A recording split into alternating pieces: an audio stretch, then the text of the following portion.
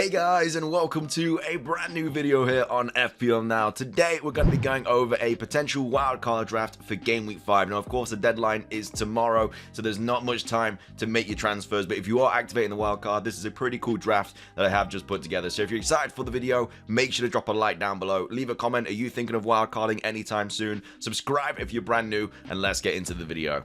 So, starting things off, we of course have our goalkeepers, and I've gone with Iverson and Sanchez. The reason I've gone Iverson over Ward, you could go Ward if you wanted to, but he's just 0.1 cheaper. You're not really going to play Ward regardless anyway, so if you do need to save that 0.1, then it is obviously really useful to go for the backup keeper. And obviously, I just have enough money for this wildcard draft, hence why I've had to do that. But if you have an extra like 0.1 line around, obviously you can have Ward because you know he is just simply going to play. But I don't think you're really going to ever play him over Sanchez or anything like that. But either way, if you want to, you can do that. But yeah, Iverson there for the backup keeper, and then Sanchez, who's 4.6, probably going to shoot to 4.7, just getting returns every single week, clean sheets left, right, and center, and they've still got some really nice fixtures coming up as well: Fulham, Leicester, Bournemouth, and then Crystal Palace before Liverpool in Game Week 9. Liverpool and Tottenham will be a tough one, but quite a few people are thinking of wildcarding around Game Week 9, so you could just wildcard him out in that game week. But I don't think there's really any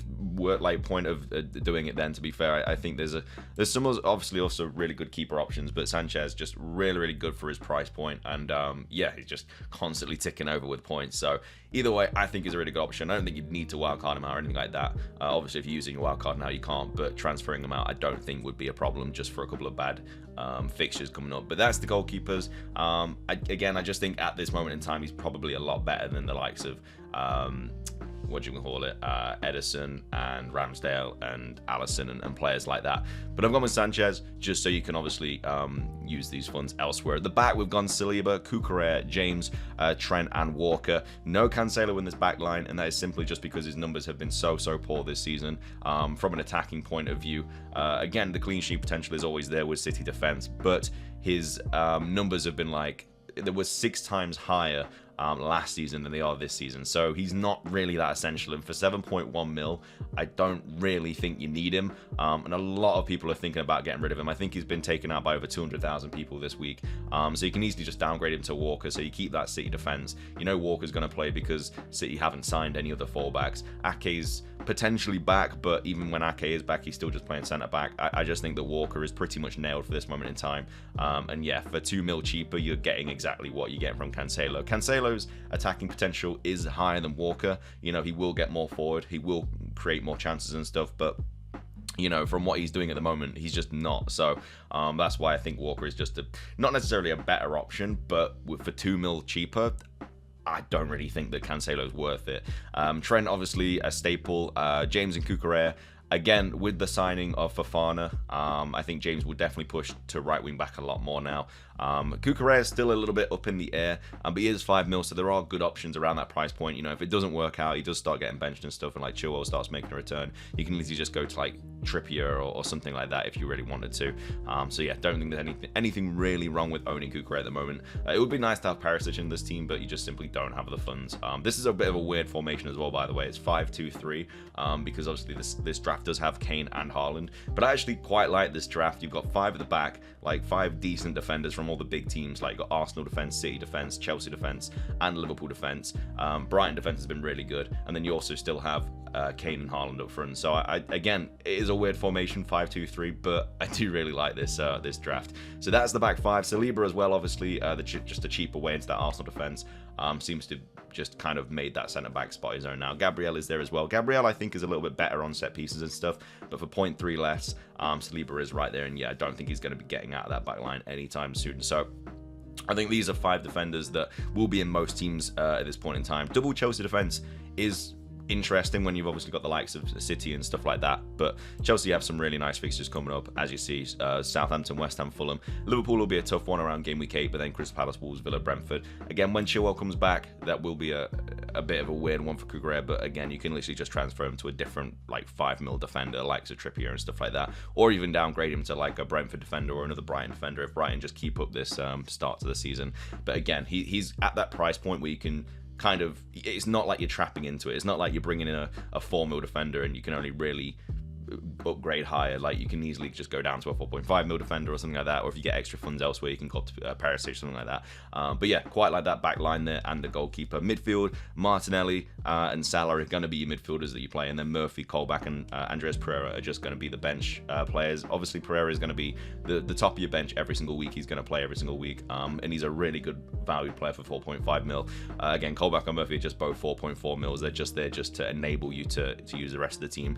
It is a little bit worrying because obviously, like, again, Cucurella could be maybe a minutes risk as well as Haaland, especially with like midweek fixtures now being a thing in like European games and stuff like that.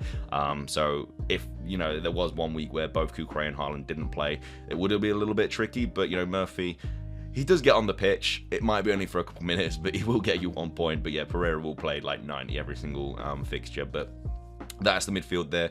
You don't, I mean, Salah is also a player that you could get rid of, but I don't know, like over 300,000 people have 130,000 people I think have gotten rid of him this week alone. Just obviously because of that blank in the Bournemouth game. I just can't, I could never bring myself to do it. He's, you know, the best scorer and player in FPL the last few seasons, and I just couldn't bring myself to get rid of him. But if you wanted to, and you could use that money elsewhere to upgrade to someone else, then you really could, but I don't think there's anything wrong with owning him at the moment. And then up front as well, Jesus, Kane, and Haaland. Because you've gone from Cancelo to Walker, it just allows you to bring in Kane as well. And yeah, Kane, again, the Kane-Haaland debate has been weird because, like, Haaland's been scoring loads, but so's Kane. Like, he could have got a hat-trick as well yesterday. I know Haaland did get one against Crystal Palace. But yeah, Kane could have also got a hat-trick yesterday if he scored the pen. So it's not like either of them are a bad option. Kane is still playing really, really well, getting loads of goals. The only difference is that Kane isn't really a minutes risk. Like, I know they're going to have like European games and stuff like that, but Kane's just a 90-minute man, whereas Haaland will get rested midweek.